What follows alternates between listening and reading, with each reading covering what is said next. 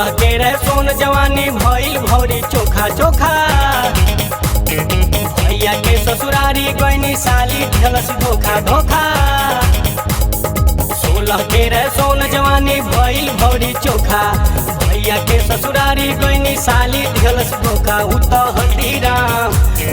हल्दीराम भुजिया नमकीन भइबे, मैं ही भूसा करे वाली हूँ मशीन भइबे।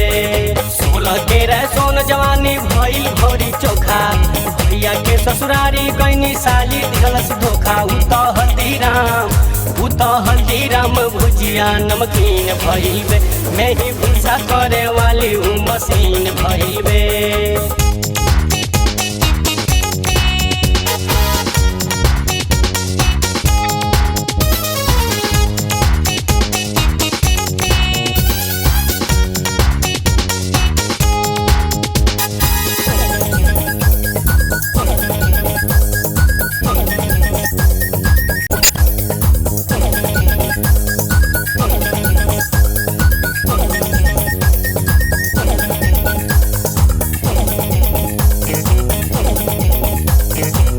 हसलस गलवा में खाल होई गइल, तबे से रोग शुरुआत हमरा भइल। हसलस गलवा में खाल होई गइल, तबे से रोग शुरुआत हमरा भइल। झलका चोलिया के हु दिल कैलस टूई टू, उ त मन पागल करे वाली सीन भइल बे। उ त हल्दीराम भुजिया नमकीन भइबे, मैं ही भूसा करे वाली हूँ मशीन भइबे। उ त हल्दीराम भुजिया नमकीन भइबे, मैं ही भूसा करे वाली हूँ मशीन भइबे।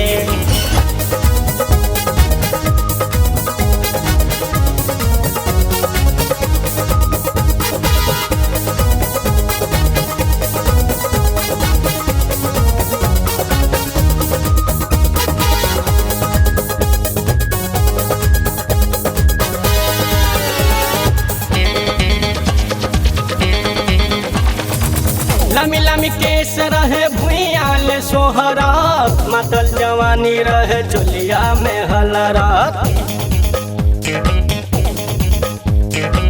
लामी लामी केस रहे भुइयाल सोहरात, मातल जवानी रहे चोलिया में हलरात।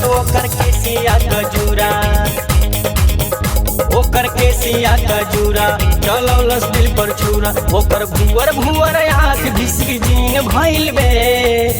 उ त हल्दीराम भुजिया नमकीन भइबे, मैं ही भूसा करे वाली हूँ मशीन भइबे। उ त हल्दीराम भुजिया नमकीन भइबे, मैं ही भूसा करे वाली हूँ मशीन भइबे।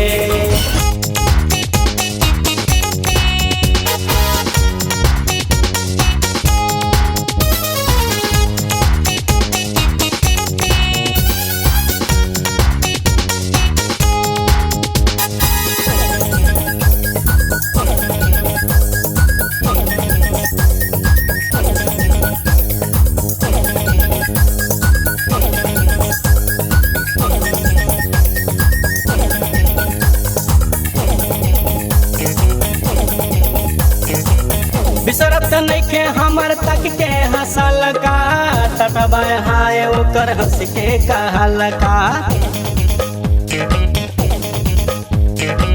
बिसरत नइखे हमर तक के हंसल का, तटबा हाय ओकर हंस के कहल का। ओकर रंग देखी चाल कई दिहल पूरा हाल।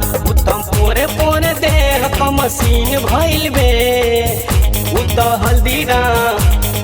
हल्दीराम भुजिया नमकीन भइबे, मैं ही भूसा करे वाली हूँ मशीन भइबे। उ त हल्दीराम भुजिया नमकीन भइबे, मैं ही भूसा करे वाली हूँ मशीन भइबे। 16 के रहे सोन जवानी भइल भौरी चोखा चोखा। भैया के ससुरारी गइनी साली ढलस धोखा धोखा।